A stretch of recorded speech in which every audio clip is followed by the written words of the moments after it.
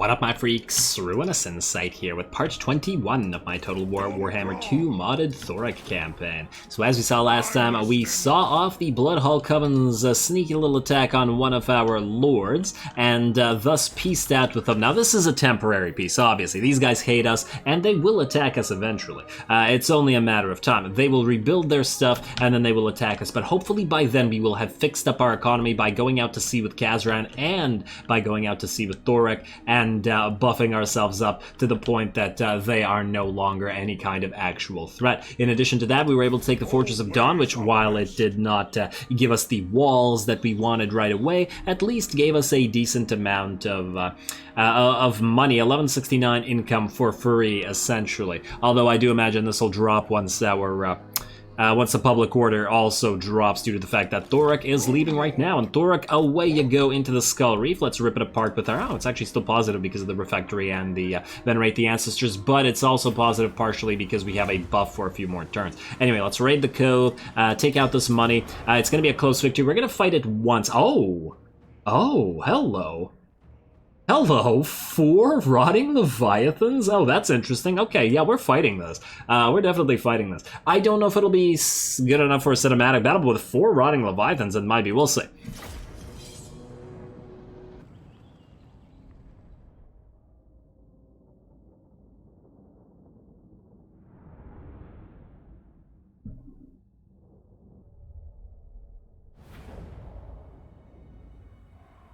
Alrighty, here we go once again. While we don't expect this battle to be a difficult one, there's 4 rotting leviathans. I mean, I'll look at these guys. Oh, they're such a cool model too. They're definitely one of my favorite models in the game, or one of my favorite monster models in the game. Just such a cool concept. Honestly, the Vampirates just have so much cool stuff. The Necrofex Colossus is also just like ridiculously fantastic. But so are the little hermit crab guys. Although I generally find hermit crabs adorable, so maybe that's part of it. Anyway, we are going to start. Oh, look at that one rock sailing and landing here. Come on, try a little bit better on that accuracy. There you go. That's how you hit them. Obviously, our first goal is going to be to destroy the enemy mortars before they deal too much damage to us. I wonder, does the water reduce the radius of explosions when stuff lands in it, or does it not? Anybody know anything about that? How does water affect various things other than movement?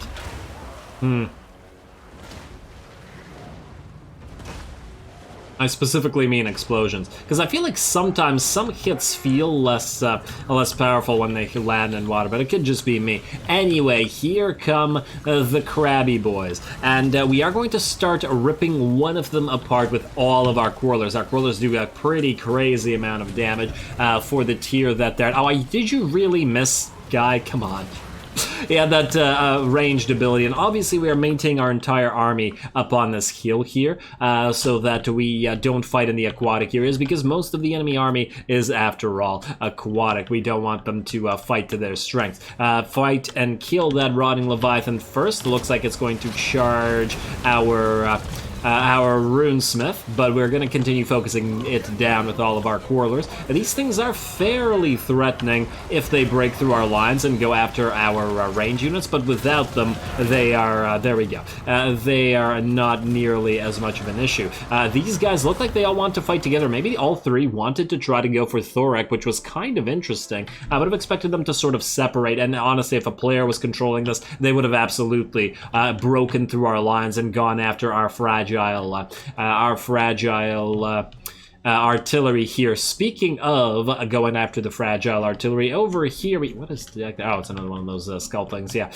Over here we have a unit of depth guard with the dual axes who are trying to flank us and heading directly for, well, actually not so directly right now, but going around and trying to get those grudge throwers. So we will have to try to counter that by moving some of our own units. Also, we no longer really need units over here to defend us against the rotting leviathan on that side, so we just got to make sure we prevent these guys from charging. And look at them on the charge with their dual axes. They're ready to go. We just got to make sure that the Longbeards here sort of prevent them from killing all of this. They're gonna get very, very close, but it does look like we will be able to catch them as long as we can engage them. Sometimes the AI is really good at not allowing you to engage it, but other times, like this time, it looks like it does indeed get engaged. Ooh, swing and a miss, buddy, and you're gonna unnecessarily twirl and get that axe going, and it looks like you did hit that guy this time.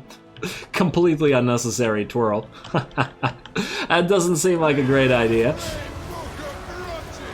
Alrighty, and the next Rotting Leviathan is being shot up as well, and, you know, it is certainly dishing out the splash damage, but between Thorek hitting it and all of our range units focusing it down, that does work fairly well. However, and despite that, we are actually going to reposition once it started crumbling. It's still surrounded after all. We're going to reposition all of our range units and kill the enemy admiral to make sure that the enemy army dies faster. It is, after all, an admiral that is a ranged unit.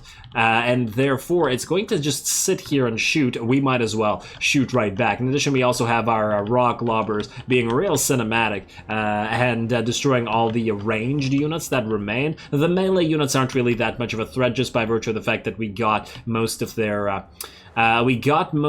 depth guard either depleted by virtue of our grudge throwers, or the 2 units that came around here. They're trapped in the majority of our own melee units, so we're pretty happy with all of that. And a look at that focus. We can see the health of the enemy admiral drop to about half HP. 5 of our units, I believe, are focusing it. One last one is focusing this crumbling Rotting Leviathan, which it just crumbles for good, and so does their admiral go down, and we can switch right back to those Rotting Leviathan. That seems like a lot of blood. Do vampires even have that much blood? I feel like the vampires should probably bleed a little bit less. There we go.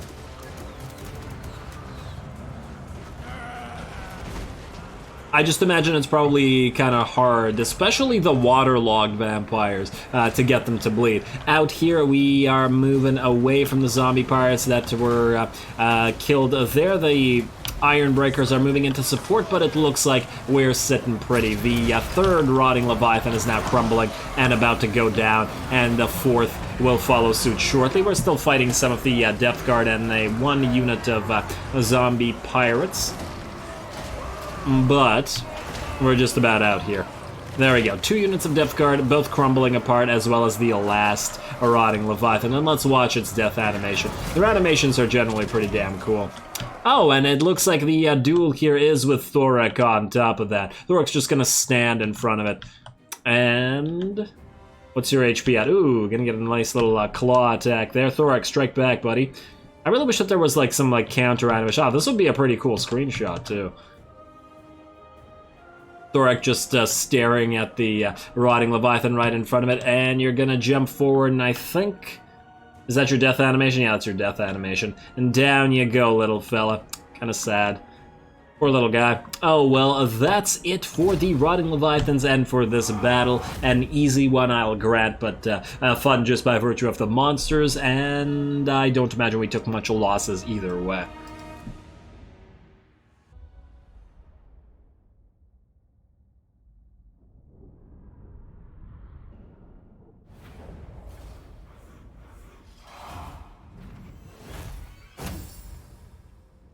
Alrighty, there we go. By no means a difficult battle, though we did not expect it to be difficult, but come on, there are 4 Rotting Leviathans. The day I don't want to fight a battle where you can face 4 Rotting Leviathans, if nothing else, just to see their animations, is the day I've lost all sense of fun. So, here we are. 2,500 gold at that is a decent reward, so let's grab that. And here we go. Oh, and a free Brass Cleaver. Love it. Brass Cleaver is always a nice reward as well. You are now no longer close enough to unfortunately reach Admiral Leech over here, but you are in a shared sea, so just see what you can do about it. Thereafter, go towards that other Skull Reef. Gotta grab them all. Skull Reefs. Let's see. Now, we did get a lot of money, and I think we have various things to do here. First, let's see if there's anything that needs to absolutely immediately be upgraded. Let's see. the Forgotten Isles, you are a capital region, and we could get you a public order building, so that is definitely a possibility. Would be nice to get another barley building, but, you know, might not be possible. Night Force is a second-tier building. Okay, I'm not seeing any gold mines or anything like that. Sentinels of Jati can also be upgraded, but once again, similar situation. Fortress of Dawn, we probably do want this upgrade, but not right now because it's too expensive. Ooh, you have a gem mine, therefore you need to get upgraded right now. Yes, and I'm not even gonna. How much would this have? 5% reduction? No, I don't care. No, I don't care enough. And ooh, port. Yes, that's a 250 money per turn. Definite tech. Oh man, our money. It just goes away so quickly. You get money and then it's gone. It's just like real life and it hurts me. You are going to get yourself, well, let's get to you a scrap mine for now, and then we'll see. And we're basically out of cash now. Anything else that we can get to level 3 with regards to main buildings? Yeah, capitals. I mean, yeah, fine. Get a dwarf keep, and that's all the cash that we got out of that. Oh well, let's get the next Skull Island and keep grabbing that cash. Anybody like us like enough? Ooh, Talaqua, if we could somehow get you to trade with us. What do you want? I don't want to fight Moors, that's for certain. I'd be willing to join a war against Rictus. Too far. Because Rictus wouldn't attack us anyway. Ah, man, how do we get us to like you? We're positive. We could give you small gifts. We don't even have the money to spend on a small gift. Okay, fine. Defenders of the Great Plan, I believe, aren't capable of trading anyway. Terrors of the Dark Straits, we don't care about. Knights of Calador, you're doing reasonably well, and you do hate us because you're dwarf hater. But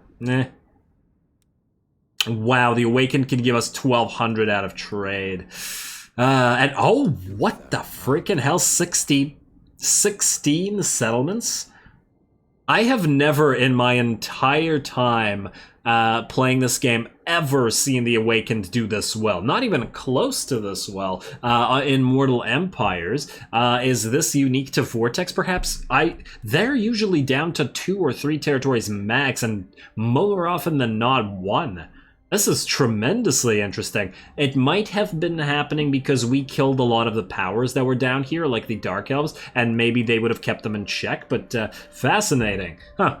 Alright, well, I like the emergent storytelling aspect of that, if nothing else. Now, I don't believe anybody else needs to move unless I'm mistaken. Kazaran, you're going out to sea now. Finally, Sea Dwarf is real. And let's end the turn. I wonder if Malice would have pieced out now. We don't actually care about him anymore. Oh, wow. I doubt it. I sincerely doubt it. We should have tried as soon as we took the that territory, but I forgot about it. Oh, well. Have you come to... Nah, he's not gonna peace out. He is not. Hopefully he starts fighting with somebody who's down here. He's friendly with Scryer. He's fighting with Molder. If only we could somehow get him to fight Moors instead of us. You, however, are going to build up that gate, and I think you're going to be good. Thorek, I guess you're going to have to ignore this. We're not going to chase after Admiral Leech. Let him do his own thing. You're going to go here. You're going to land in the tip of Lustria, or maybe we'll land in Chupayotl instead. Tip of Lustria, let's grab you. Colonize it. It's expensive, but... do it anyway. We could do it with Thorek, but I'd rather him maintain HP. There we go. You got a Teller of Tales and income. Wait, who just got that? Wait, who just got that? Equipment gain on who? Brock Castle. You're at Guacamole Crater, which gives us nothing, right? Teller of Tales, Public Order, Stone Mason, income from iron mines, gold mines, and stone quarries. Okay, no, that's not helpful here. You can have Root Marcher and Inspiring Presence, I guess. Yeah, fine. Do that. Alright, so you guys are good. Tip of Lustria / Venerate the Ancestors out of this. Yeah, definitely need that. Let's build up Tip of Lustria again and immediately book it towards building the walls here. They're absolutely critical. Yeah, same with you, Citadel of Dusk. Alright, otherwise I'm happy with that. I think we delete these guys now. They're not really... I mean, it's not like Thorek really needs this army to support. There we go. I'd rather not pay. I'd rather not pay. I'm channeling my inner dwarf here. Let's see. Otherwise, you... Moonmaker. Yes, you're the Thane.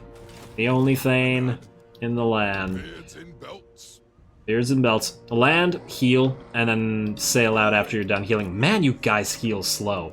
Not only is their economy slow, they heal incredibly slow as well. Oh man, might have to go through blue line for you if nothing else, just to get the faster heal up. Ooh, okay. Well, that's fine. That's fine. Kazaran, and I believe that's an end turn as well. Alrighty, well, we're just going to go through a few turns reasonably quickly now to try to buff up our territories with all the money we're making now. At least it's some money. Ooh, Confederation, Spirit of the Jungle, and Hexoatl. The lizards are growing strong out there.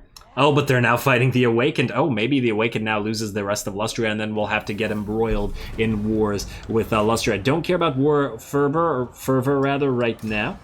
Oh, what? What is this? With sword in hand, I follow, in the hope that I will live to finish my works. Trouble brews in the distance. Feels like the doom I deserve. Oh, Gotrek and Felix leave. Yeah, we don't care. They didn't even have an army. What would have happened if we had an army? Would we just have replaced them? Oh, and Admiral Leech is just gonna follow us now. Oh, what is? Oh no. Thorek just left the Fortress of Dawn and it can't defend itself for 4 more turns. You gotta be kidding me. Oh man, that's annoying. Those savages, blah blah blah. No, this is so annoying. If you want something done right, Do we land back here? What the hell do we do? That's kind of infuriating. You know what we do? We go here. We'll see what Elizabeth does. The Black Conqueror. I don't remember what that trait does. What does that buff up? I guess we try to ambush around the Fortress of Dawn. Let's see if they can't force them to attack it. Annoying. Okay, well, whatever. It is what it is. Fortunately, we have at least one other Sea Dwarf out. And our public order is in a good place, but it'll drop after the tribute is gone. The dwarves wanted their tribute, but they can't have it much longer. Frickin' Malice, man. Maybe after we destroy that army, at least we'll be able to do something. Alrighty, now Night Forest. Yes. I'd love to get the vaults everywhere, just to frickin' fix our public order and then delete all of these damn lords, because they're costing us like 5,000 gold per turn or something ridiculous. But we can't leave them because of our public order. Especially as it's going to drop down in a few seconds fairly considerably. Like, this place, as soon as it drops, is going to be negative. Nah, we need those vaults everywhere. Damn. Oh, and this place is going to be negative because it doesn't have a lord sitting there making it positive. In fact, maybe, considering this place is pretty okay at +9 with those vaults in there, maybe we jump you up to Thrice Cursed Peak instead. Just go here. And wait, Thrice Cursed Peak has a gold mine, so you know what? While you're here, we will give you... Let's see, Dwarf Bride, income from all buildings. We will give you... income from gem cutters, obsidian quarries. No. We want... gold mines and stuff. There's a thing, right? Yeah, iron mines, gold mines. You get that. And then you stay there. Now, we have a gem cutter thing here. So you can have... Do you have both of the buffs for that? No, you do not have a stonemason. Wait, that's iron mines, gold mines, and stuff. Wait, we have 2 gold mines. We have one in Chupayatl as well. We could buff up the money we're making from that in theory. let us begin. I think those are the only 2 gold mines we have. What are you at? +5, which is gonna drop. At least Chupayatl can defend itself. What about you? I was about to say, maybe we send Mr. Hugrim out here. Man, Hugrim's been getting the levels this entire time. He's our anti-Skaven guy. I'm kind of impressed with that. And you already have Stonemason as well. Huh. And we could just send you to Chupayatl. Gem cutters, obsidian quarries. Do we have an obsidian quarry anywhere? I wish there was an easier way to see... I know there's an obsidian quarry up here somewhere, yeah, in the Star Tower. I think we don't have one ourselves. Okay, that's fine. That's fine. We do still have money to spend, though, so let's see if there's anything that's really, really necessary to upgrade right now. I'd love to upgrade all those beer halls and refectories, but, you know, the money. Guacamole Crater. What do we get to you? We could go for the vaults here instead. Only this gave us a little bit more money. A little bit. The fact that this is... but it also reduces the money we gain as well. This would be fine late in the game, but right now it's kind of an issue. But if we upgrade it to twice, it might be worth it just by itself. Because by being able to not have these lords here, we'd also increase the amount of money we're gaining. It's tempting. It's very tempting. This provides a garrison of hammerers as well. No money. Untainted also helps with the scrat mines.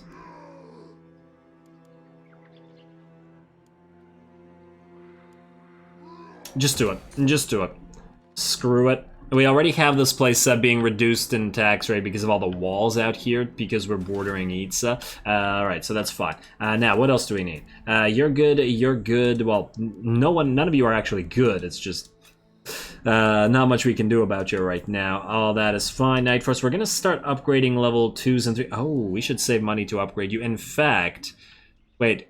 Would we have enough money to upgrade you if I just undid that for a second? We'll do it next turn. Let's upgrade this instead. And you do not... Nah, you do need the walls, because what if these guys attack us suddenly? Or what if these guys attack us suddenly? Oh, we should go over here and take that one territory. If only somebody wasn't being, you know, annoyed by Malice out here. Or Malice's forces, rather. And turn. I believe. Yeah, wait, Hugrim. Wait, no, not Hugrim. Kazran. Just gotta make sure we move you into heal next turn. What an annoyance. And it's not like he really needs full health out here, but what if he needs to immediately sail back down, right? Well, let's not risk anything. Alright, keep going, keep going. I get that econ growing. And what is this? Migration growth, but loss of public order? No. Thank you, but no. I love the growth, but not at the cost of public order. Damn, you heal slow. Okay, well, whatever. Sit there for like a turn or two, and then we'll sail out to sea.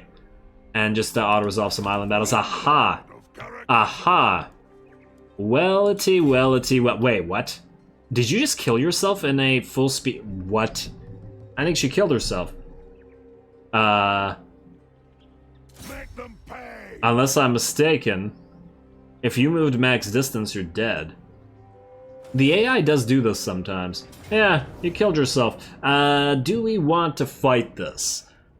I mean, I think we can fight this. We probably don't need to make it a cinematic, although it might be fun enough to fight in a cinematic style. You know what? Regardless of whether it is or it isn't, I'm going to just call this episode here. We're a little bit under time, but we definitely don't have to fight another full battle, so I'm going to start the next episode with this one, rather than do the cuts going back to the previous battle and doing that one. Then, so we will see the death of Elizabeth the Black Conqueror, especially considering she's in March stance, next time. So that's it as always. I do appreciate any and all feedback, yada yada yada. All glory to the algorithm, and thanks for watching.